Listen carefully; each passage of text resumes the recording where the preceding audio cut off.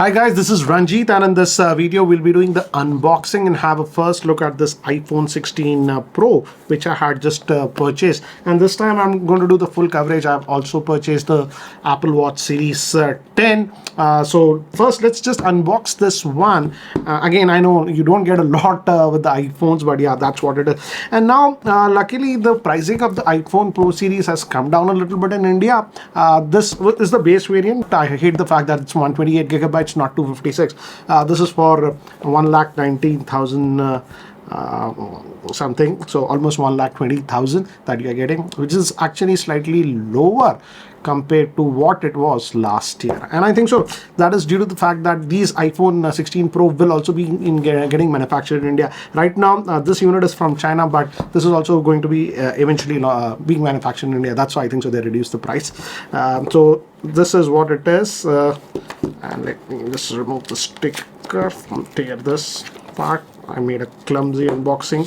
Yeah, okay, yeah, that's what it is. So this is the new color that we are getting it, and this time I would say the regular iPhone 16 had more colorful colors or whatever. Let's just peel this off. So this is the device itself. I'll just keep that to the side, and apart from that, nothing much. SIM ejector tool, braided cable. It's nice to see a braided cable. It's a Type C to Type C, and some paperwork. This time not even stickers like what Apple used to give, so they're cutting down on everything.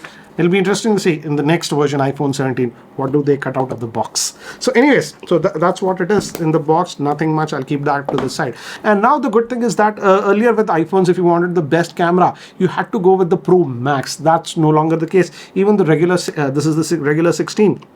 This has the same camera setup as the Pro Max.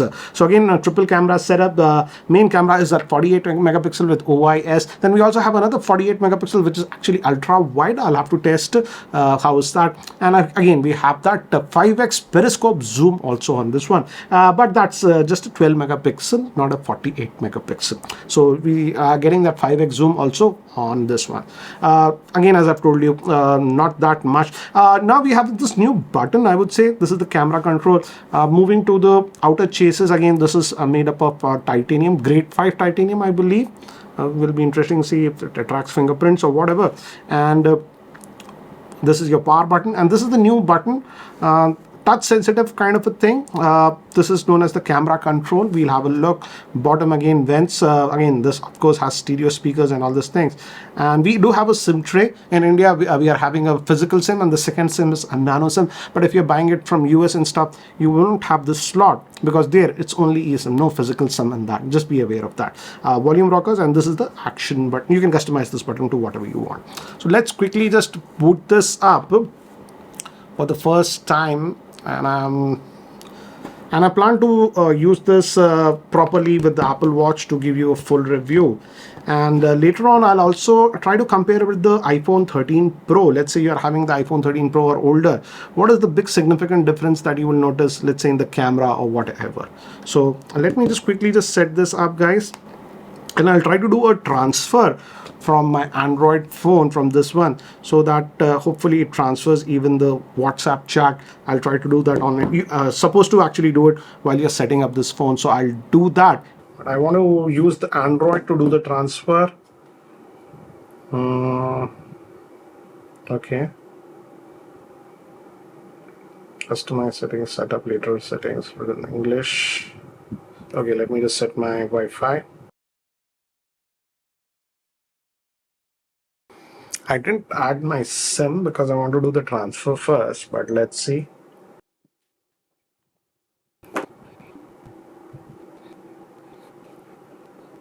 Once you get to this screen, select the last option, that is transfer from Android.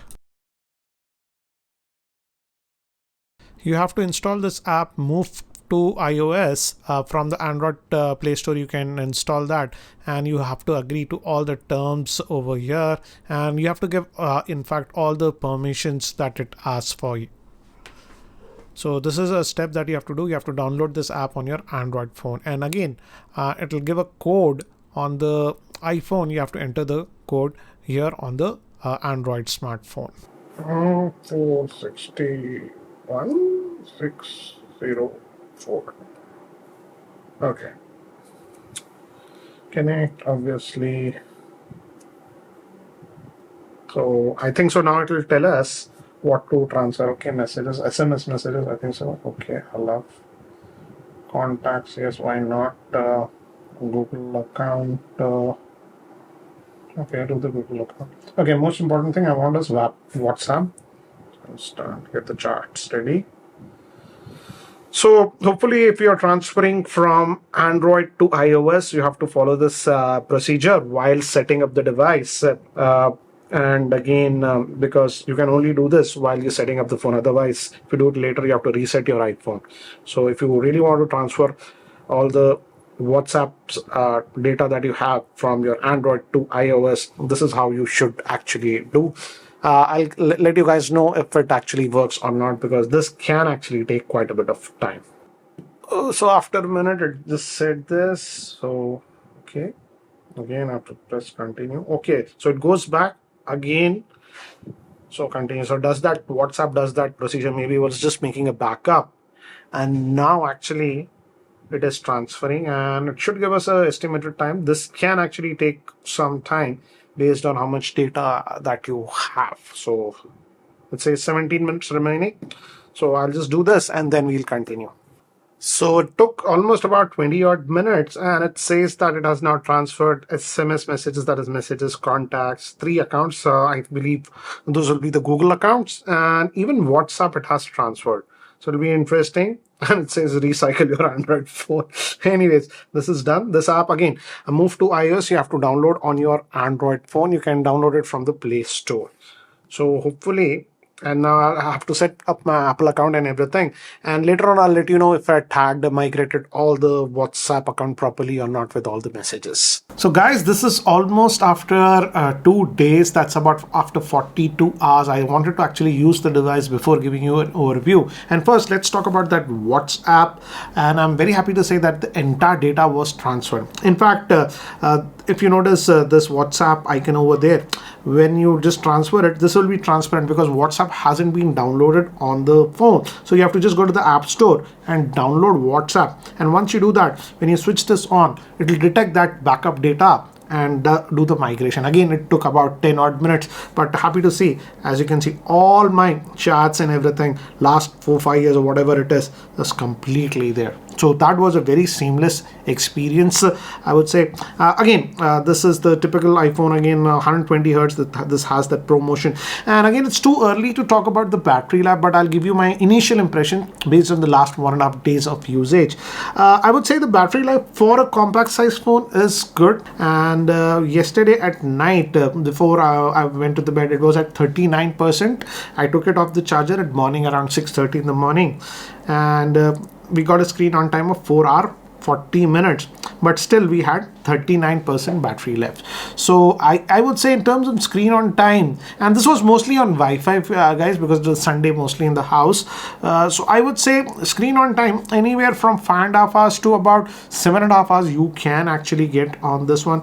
And for a compact size phone, it's good. Again, I did not notice any lag or whatever. And in general day-to-day usage, the phone does not get hot. But yesterday when I was testing the camera, taking camera samples, I'll show you that, and took a little bit of video, must have used the camera continuously for about 3 odd minutes. The back got actually pretty hot, almost close to the heat that I see on the Pixel 8 series. So that's what it is. Regular usage, no, but when I was using the camera, I noticed it. One con that I have noticed with this one, generally the haptic feedback, that is the vibration on iPhones, used to be terrific, but here I felt that yes, overall in the OS you have that haptics, but the haptic feedback has been toned down quite a bit. It's not as strong like it used to be on the earlier iPhones. That is something that I'm new. Yes.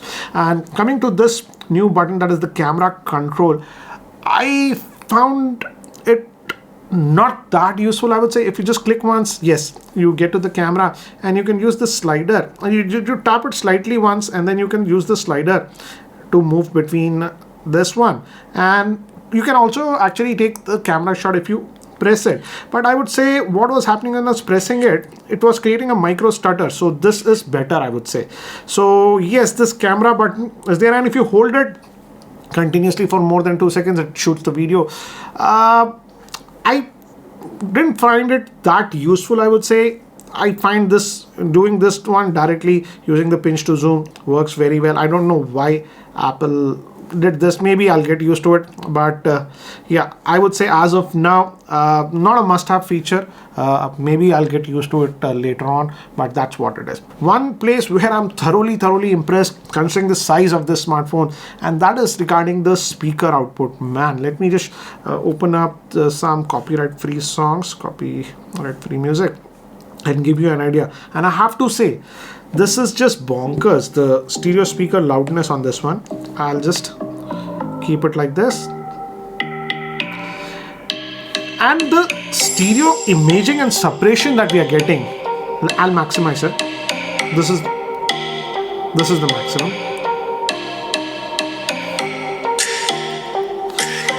So it does not advertise fancy stuff like Dolby Atmos or whatever, but the stereo separation and the depth that we were getting on this one, I have to say, Apple has done an amazing job. And this is not even the Pro Max, which should have even better speakers. So I would say, in terms of speakers, the stereo separation imaging that I was getting, this has to be the benchmark as of now for me. So I love the speakers on this one. No issues regarding that.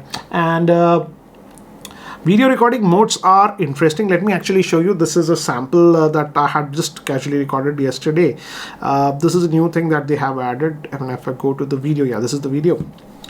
And I'll just switch on the audio. The front-facing camera of the iPhone 16 Pro.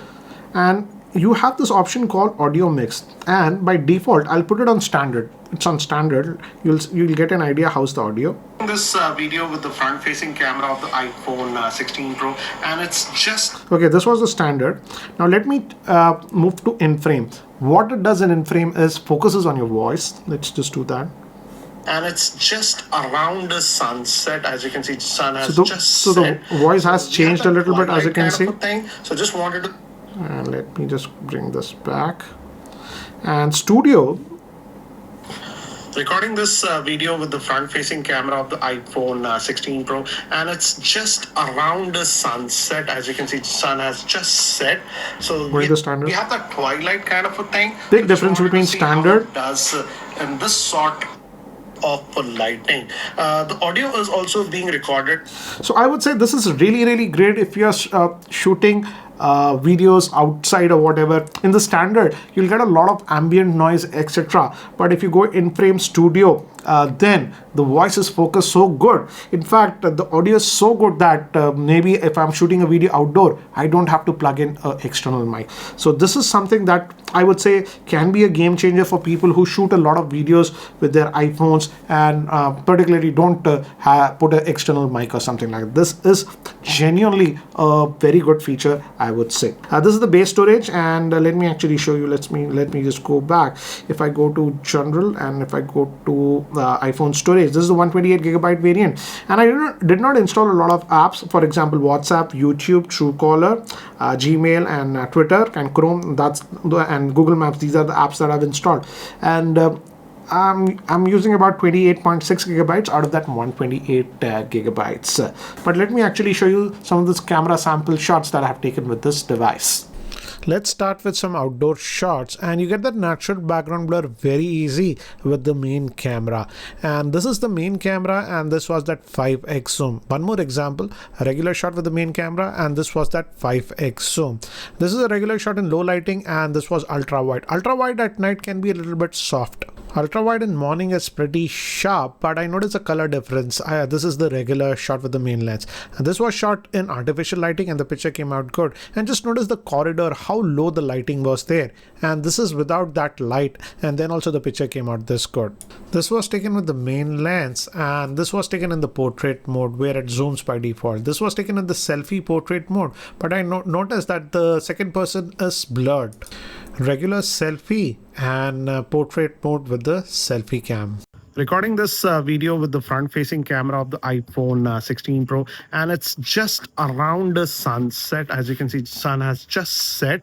So we have that twilight kind of a thing. So just wanted to see how it does in this sort of lighting. The audio is also being recorded via the same, and I'm recording it at 4K. By default, it's set at 1080p, but you can definitely record it at 4K also. Recording this video with the rear-facing camera of the iPhone 16 Pro, and I'm just walking, and I have set it to actually 4K 30 FPS. The good thing is that now we can even shoot up to 4K 120, and I'm just going to point it towards the sun to see how it handles that HDR. Again, as you can see, I pointed to the sun. I'm just coming back here, and I'm just going to walk over the stairs to give you an idea how is the stabilization. And this is just an initial video. I'll be testing the camera a lot more, and I'll also try to compare it with the iPhone 13 Pro that I have to see how is the difference. And this is with the main lens, and while shooting the video you can definitely go even to the wide angle, and this is the 2x zoom, and finally this is the 5x. I do feel that the 5x is just too much. I feel the practical would have been the 3x, but yeah, with the new iPhone Pros we get that 5x optical zoom. So guys, this is the iPhone 16 Pro. I will be testing this a lot more, and I'll also try to actually make a different video comparing it with the older iPhone. Yes, if you notice, this is the iPhone 13 Pro that I have. Okay, if you notice the border, yes, definitely the borders are a lot thinner on the new iPhone 16 Pro. So that is why, though this in terms of size, physical size difference, yes, this is slightly taller, but this is having a 6.3-inch screen, but this is having a 6.1-inch screen, because they have narrowed down the borders, and that is actually noticeable. What I'll do is, guys, I'll also try to compare the cameras of this iPhone 13 Pro versus the iPhone 16 Pro to give you an idea what are the major differences that we are noticing in terms of cameras, as the 16 Pro is almost now a 3-generation difference between the 13 Pro and the 16 Pro. So again, stay tuned for that. And if you want to know anything specific about the iPhone 16 Pro, do let me know in the comment section, and I'll try to include those aspects in the other videos that I have posted. And guys, if you're still not subscribed to the YouTube channel, hit that subscribe button. This is Ranjit, and I hope to see you in my next video. Take care, guys.